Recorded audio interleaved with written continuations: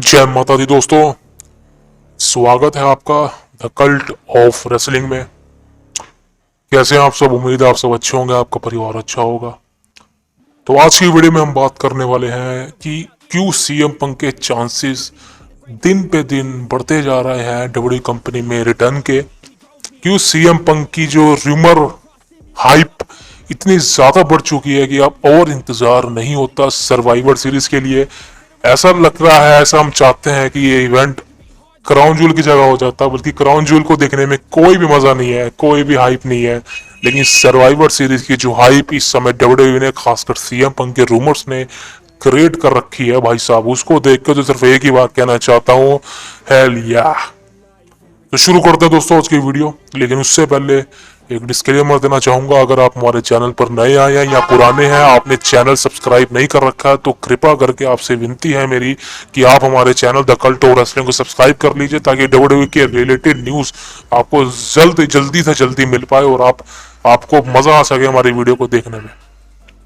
सो देखिए, मैं बहुत सी वीडियो बना चुका हूँ और मैं रिसेंटली वीडियो में कह भी चुका हूँ कि CM Punk is on final stage. Final stage का मतलब है कि आप फाइनल स्टेज, अब फाइनली आपको सीएम पंक को फील करना है रियल में, समझ रहे हो ना। अब तक आप रूमर सुनते आए हो, अब तक आप एक आप ऑडियंस की तरह सीएम पंक को देखते आ रहे हो कि हाँ, पंक का रिटर्न बहुत जल्द होगा, बहुत जल्द होगा। Last 10 years I am waiting for this moment. मैं आपको सही बताऊं, मैं डब्ल्यूडब्ल्यूई को बहुत वक्त से देखता आ रहा हूँ। 1999 से, हाँ 1999 से मैंने डब्ल्यूडब्ल्यूई को फॉलो किया बचपन से ही। और सीएम पंक की जो पूरा रन था 2011, 12, 13 का, वो मैंने लाइव देखा है टेलीविजन पर। और मैं सिर्फ ये कहना चाहूंगा यार, कमाल का रन था। और खासकर सीएम पंक का जब वो डब्ल्यूडब्ल्यूई चैंपियन बने थे सर्वाइवर सीरीज 2011 में एल्बर्टो डेल रियो को हराकर, भाई साहब वो तो एक अमेजिंग रन था। बिकॉज उसके बाद पंक की जो लहर आई थी डब्ल्यूडब्ल्यूई कंपनी के अंदर, वो मुझे लगता नहीं किसी की भी, यानी आज के समय में अगर हम रोमन रिंग्स से कंपेयर करें, क्योंकि रोमन रिंग्स तो Roman rings is a high level superstar, मानता हूँ। टाइटल रिंग काफी लंबी है उनकी, बहुत लंबी है, और कोई पहुंच नहीं पाएगा फ्यूचर में टाइटल रिंग की, उनकी क्रॉस नहीं कर सकता। लेकिन रोमन रेंग्स के रन में बहुत चीजें जो है हमें देखने को नहीं मिली, जैसे कि टाइटल डिफेंसेस। जी हाँ, title defences one of the major issue. क्योंकि अगर हम टाइटल डिफेंसेस को देखते हैं रोमन रेंग्स के, बहुत कम है यार, बहुत ही ज्यादा कम है। अगर हम 1200 दिनों से लगाए उनकी टाइटल रिंग, मतलब जो भी उनके रन गए हैं, तो मुझे ऐसा लगता है कहीं ना कहीं 50 से 60, वो भी मैं शायद ज्यादा कह रहा हूँ, लेकिन मुझे नहीं लगता इतने, 30 से 35 डिफेंसेस होंगे अगर आप 2020 से अभी तक कंपेयर करते हैं और 1200 दिन से कंपेयर करते हैं। तो भाई रोमन रेंग्स का सीएम पंक के इस लेवल को क्रॉस करना बहुत मुश्किल है, कोई नहीं कर सकता। बिकॉज अगर मैं मेजरमेंट करूं सीएम पंक के 434 दिन जो कि वो डब्ल्यू चैंपियन थे, इतनी उनकी जो रिंग थी 2013 रॉयल रंबल तक उनकी रिंग थी है, फिर रॉक ने उनको हरा दिया था, वो भी वर्स्ट डिसीजन था आई थिंक डब्ल्यू कंपनी का, विंस मैकमैन का। तो सीएम पंक के 434 दिन में करीबन 151 डिफेंसेस हैं, समझ सकते हैं आप, 151 डिफेंसेस, यानी कि आधा साल सीएम पंक ने पूरा टाइटल डिफेंस किया, अगर आप हर रोज लगाते हैं दिनों के हिसाब से। तो आप समझ सकते हैं कि सीएम पंक की टाइटल डिफेंस क्या लेवल पर थी, और एक से एक उमदा सुपरस्टार को फेस किया है, बड़े से बड़े सुपरस्टार को फेस किया है, और अमेजिंग थी। तो इस मामले में सीएम पंक हमेशा रोमन रिंग से 2-4 लेवल ऊपर ही रहने वाले हैं, ये बात फाइनली क्लियर कट अब श्योरिटी से मैं आपको बोल सकता हूँ। उसके बाद भाई बात करें, क्या सीएम पंक का फाइनली सर्वाइवर सीरीज में रिटर्न होने वाला है? क्या सीएम पंक फाइनली अपना 10 साल बाद उसी कंपनी में रिटर्न करने वाले हैं जिस कंपनी को एक समय पे उन्होंने छोड़ा था और एक समय में उस कंपनी के बारे में ट्रैश टॉकिंग करी थी? क्या फाइनली सीएम पंक का रिटर्न वाकई डब्ल्यूडब्ल्यूई कंपनी में होने वाला है? तो जी, इसका सिर्फ एक ही आंसर मैं देना चाहता हूं, जी हाँ, फाइनली वो मोमेंट आने वाला है जब आप the best in the world को फील करने वाले हैं अरीना के अंदर। और 16-17 हजार की कैपेसिटी सर्वाइवर सीरीज की होने वाली है शिकागो में, जो कि डब्ल्यूडब्ल्यूई कंपनी ने बढ़ाई इंक्रीज करी थी, बिकॉज टिकट कम पड़ गई थी। आप समझ सकते हैं कितना हाउसफुल इवेंट है। तो after all, in my opinion, CM Punk का 100% श्योरिटी से मैं मानता हूं कि देखिए, 100% श्योरिटी नहीं कह सकते, बिकॉज ये डब्ल्यूडब्ल्यूई कंपनी है यार, यहाँ पर ना कुछ भी हो सकता है। यहाँ पर आप समझ लीजिए कि उस सुपरस्टार के रिटर्न के चांसेस काफी कम होते हैं जिसकी हाइप होती है बदले में जिसकी हाइप नहीं होती, यानी कि आप समझ सकते हैं कि सीएम पंक की हाइप कितनी ज्यादा है। लेकिन दूसरी तरफ हम रेंडी ऑर्टन की हाइप बिल्कुल नहीं है, क्योंकि after all Chicago CM Punk का होम टाउन है और काफी ज्यादा जो क्राउड है, खासकर डब्ल्यूडब्ल्यूई का यूनिवर्स, वो सीएम पंक को देखना चाहता है। शिकागो फैंस तो बस शिकागो में सीएम पंक को ही देखना चाहेंगे, ना कि रेंडी ऑर्टन को। लेकिन उम्मीद इस बात में भी कि रेंडी ऑर्टन का रिटर्न हो सकता है, क्योंकि सीएम पंक की हाइप ज्यादा है। शायद सीएम पंक की हाइप और बढ़ाई जाए, लेकिन भाई मैं सिर्फ डब्ल्यूडब्ल्यूई कंपनी ट्रिपल से यही कहना चाहता हूँ कि जो हाइप इस समय बनी हुई है उसको मत तोड़ना, बिल्कुल मत तोड़ना। मैं सही कह रहा हूँ आपको, बिकॉज राइट नाउ वो हाइप यही है भाई कि आप सीएम पंक को फाइन नहीं बुला लो, बुला लो, बहुत हो गया। ईस्टर एग्स, बहुत सारे रूमर फैला दिए, बहुत सारा ट्रिपल एस ने हमें ईस्टर एग्स दिखा दिए पोस्टर्स पे, शिस्का नाकामुरा से best in the world segment promo. लेकिन finally survivor series is the place where the best in the world return completely. जी हाँ, कंप्लीटली। मैं सिर्फ ट्रिपल एस से कहना चाहता हूँ कि भाई अपना दिमाग को ठंडा रख, अपने दिमाग को सुन कर ले और एक ही चीज बिठा ले कि सीएम पंक को सर्वाइवर सीरीज के अंदर तूने लेके आना है, क्योंकि अगर अभी नहीं आया तो कभी भी नहीं। ये मुझे ऐसा लगता है कि अगर सीएम पंक के चांसेस रिटर्न के अभी हैं तो कभी भी नहीं। अब मैं आपको बताता हूँ कैजुअलिटी क्या है सीएम पंक के आने की।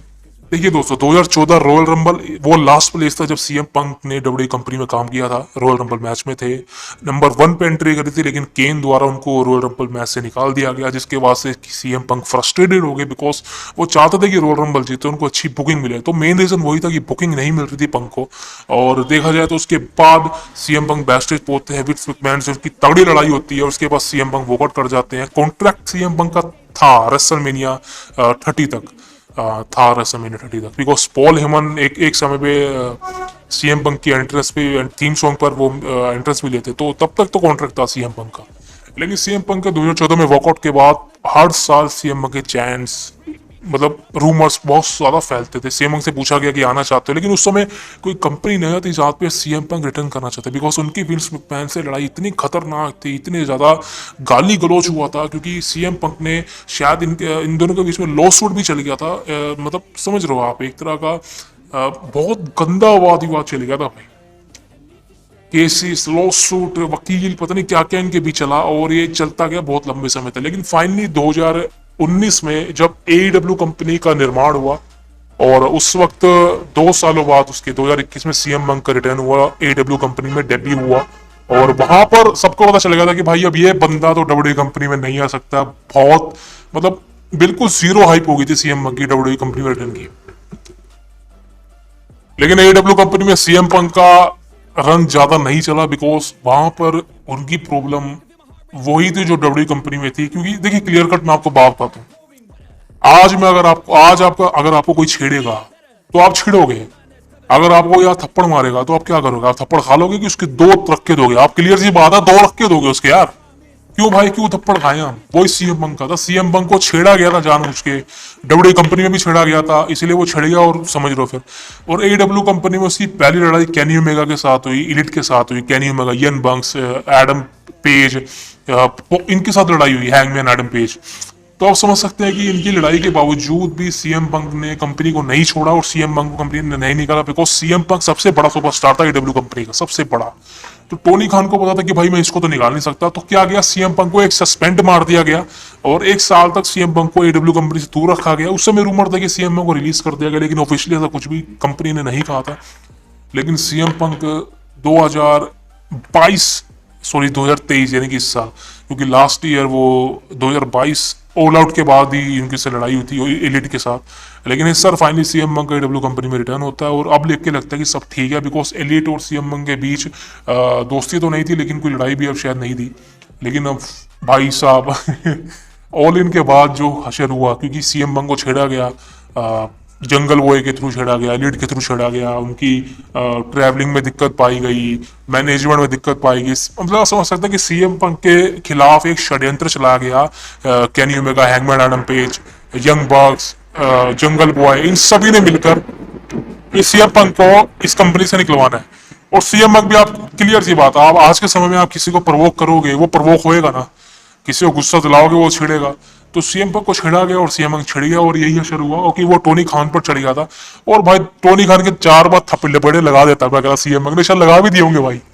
तो यही हुआ, और फिर टोनी खान ने अगले डायनामाइट में शायद या पता नहीं किसमें कोलिजन में आगे कहा, today I will terminated Phil Brooks CM Punk because he is too disgusting man, he is too dangerous man and the environment is very dangerous because of him, so I terminated him.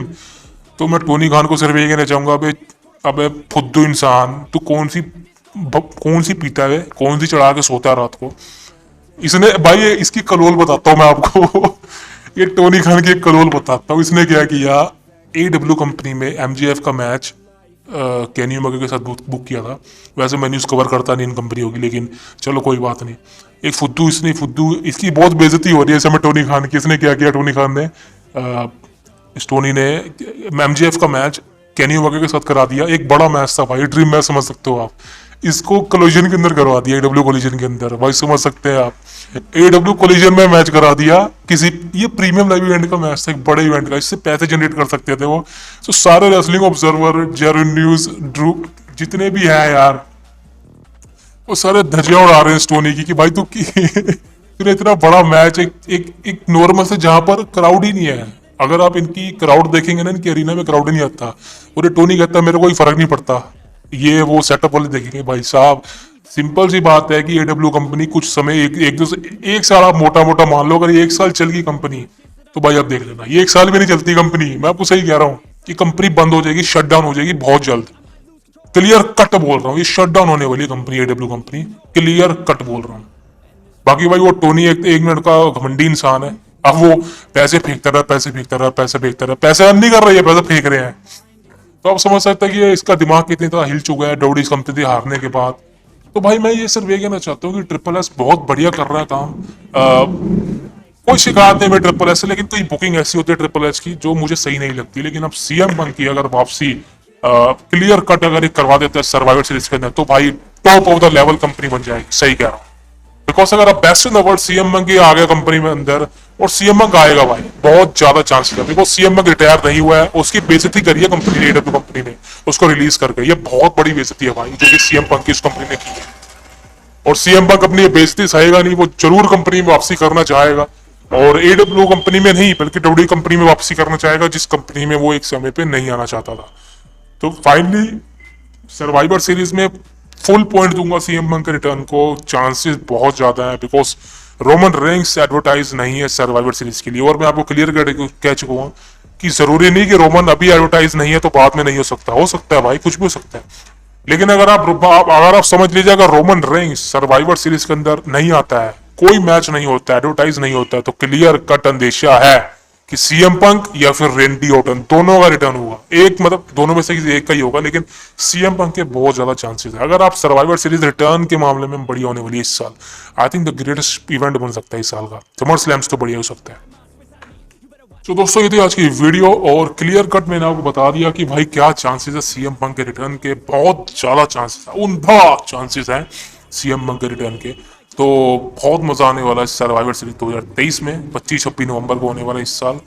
तो wait कीजिए, तब तक के लिए बहुत बहुत धन्यवाद। मिलते हैं आपसे अगली वीडियो में इसी तरीके से इंटरेस्टिंग वीडियो देखने के लिए हमारे channel the Cult of Wrestling को सब्सक्राइब कर लीजिए दोस्तों, and video notification bell icon सब दबा लीजिए जो आपको दिख रहा है। जय माता दी, कल मिलते हैं।